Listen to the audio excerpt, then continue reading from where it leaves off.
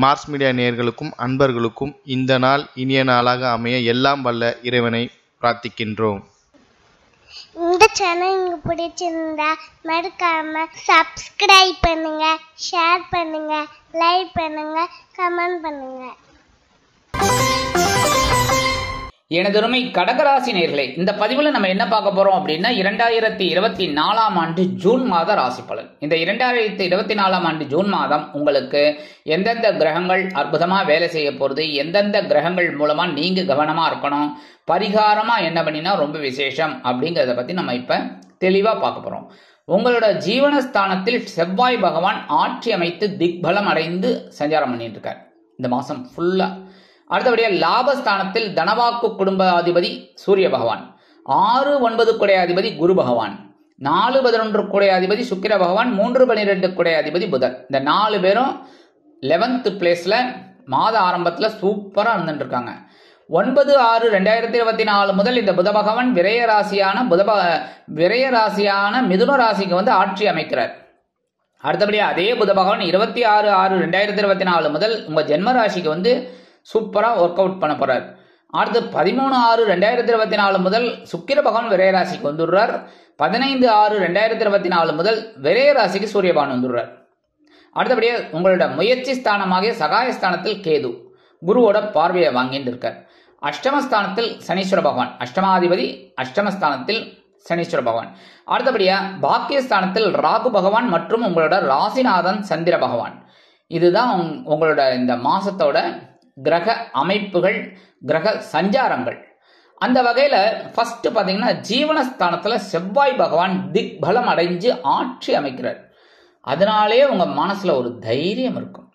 அதாவது எந்த காரியத்தையும் என்னால செய்ய முடியும் அப்படிங்கிற ஒரு தன்னம்பிக்கை அதிகமாவே இருக்கும். அதுவும் இந்த உத்தியோகத்தில் இருக்கிறவர்களுக்கெல்லாம் கேட்கவே வேண்டாம். ஜீவனம் எந்த அளவுக்கு விருத்தி அடையணும் அப்படின்னா நம்ம எப்படி உழைக்கணுங்கிறத ஸ்கெட்ச் போட்டு வேலை செய்யக்கூடிய ஒரு வாய்ப்புகள் உங்களுக்கு கிடைக்கும். அதே மாதிரி தொழில் வியாபாரம் அதுல இருக்கிறவெல்லாம் ரொம்ப பரபரப்பா சுறுசுறுப்பா இப்படி இருந்தா தான் நமக்கு இந்த லாபம் குவியும் அப்படின்னு இந்த லாபத்துக்காக அற்புதமா வேலை செய்வீங்க.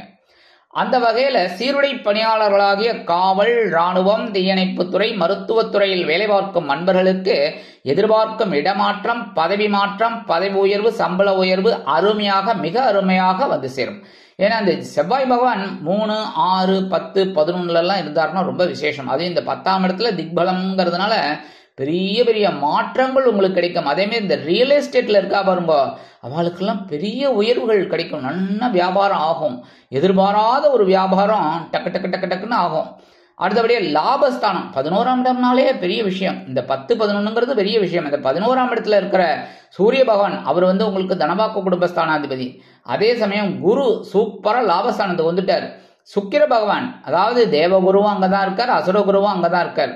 அடுத்தபடியா 3, 12 குடையாதிபதி புதன், அதாவது உங்க முயற்சி ஸ்தானத்து அதிபதி விரையாதிபதி புத பகவான். இவங்க 4 பேரும் லாபஸ்தானத்துல இருந்துட்டு உங்களுக்கு மிக மிக பிரமாதமான ஒரு வாழ்க்கையை அமைச்சு கொடுப்பார்.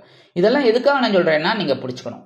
உத்தியோகத்திலையும் சரி ஒரு உயர்வுகள் அப்படின்னா அதுக்கு என்ன மாதிரி வேலை செய்யணும், தொழில் வியாபாரத்துல லாபம் என்ன மாதிரி வேலை செய்யணும் அப்படி நீங்க முடிவெடுத்து பண்ணினீங்கனாலே அற்புதமான ஒரு முன்னேற்றம் உங்களுக்கு கிடைக்கும். அதே மாதிரி 6, 9 குடை அதிபதி குரு பகவான் லாபஸ்தானத்தில் இருக்கிறது மிகப்பெரிய பிளஸ் பாயிண்ட். உங்களோட கடன் சுமை குறையும், உடல் ஆரோக்கியம் சீரடையும், மருத்துவ செலவுகள் குறையிறதா கமெண்ட்ஸ்ல சொல்லுங்க. என்ன இந்த மாதிரிலாம் நினைக்கும். அதே மாதிரி தந்தையார் வழி உறவினர்கள்லாம் உங்களுக்கு ரொம்ப அனுகூலமா இருப்பா.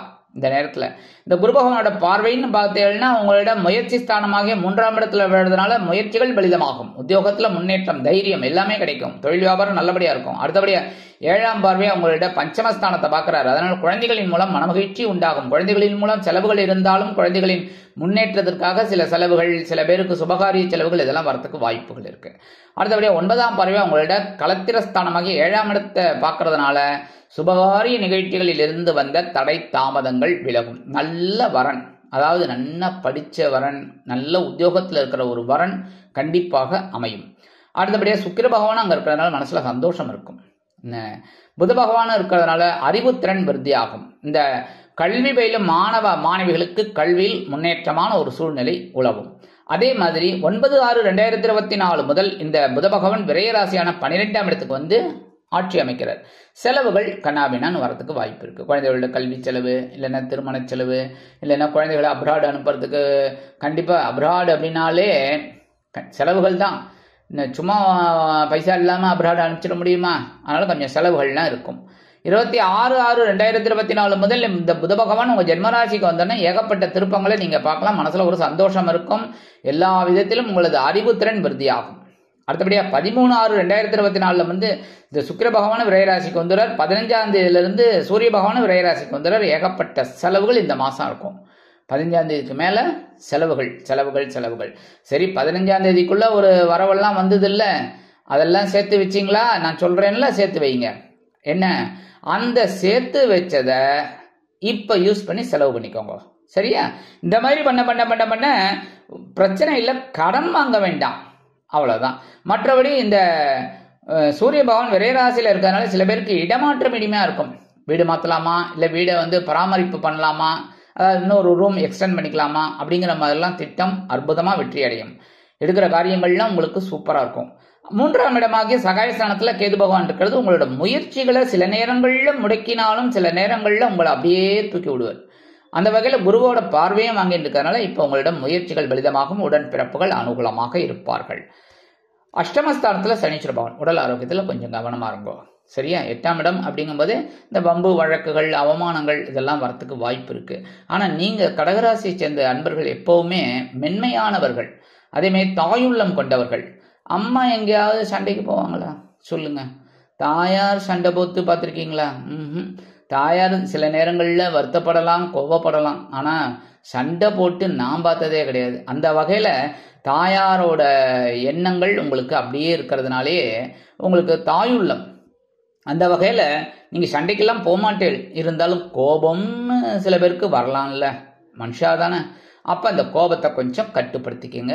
ஏன்னா சில நேரங்கள்ல அவமானங்கள் வரத்துக்கு வாய்ப்புகள் இருக்கு. அப்படிங்கிற இந்த வம்பு வழக்குகள் இதெல்லாம் வேண்டாம். அனாவசியமான அந்த பக்கத்துல இருக்கிற வாழ்க்கெல்லாம் அனாவசியமான தர்க்கம் எல்லாம் வேண்டாம். அதே மாதிரி உத்தியோகத்திலையும் கூடுமானவரை கவனமா இருங்கோ.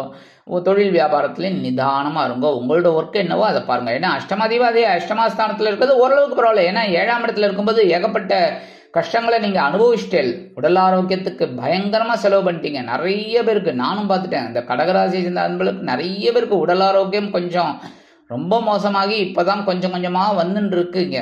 அந்த வகையில கொஞ்சம் பரவாயில்ல. இருந்தாலும் இந்த சனீஸ்வர பகவான் தனது 3ஆம் பார்வையை உங்களுடைய ஜீவனஸ்தானத்தை பார்க்கறதுனால எப்பவுமே பரபரப்பா இருந்தீங்கன்னா அந்த சுறுசுறுப்புக்கு உங்களுக்கு பலன் கண்டிப்பா கிடைக்கும். அடுத்தபடியா பாக்கியஸ்தானத்துல ராகு பகவான் 9ஆம் இடத்துல இருக்கிற ராகு பகவான் சில நேரங்களில் தந்தை மூலமா, தந்தை வழி உறவினர்கள் மூலமா சில குழப்பங்களையும் கொடுப்பார், சந்தோஷத்தையும் கொடுப்பார். அதே மாதிரி பூர்வீக சொத்துக்கள் உங்களுக்கு வரத்துக்கு வாய்ப்புகள் இருக்கு.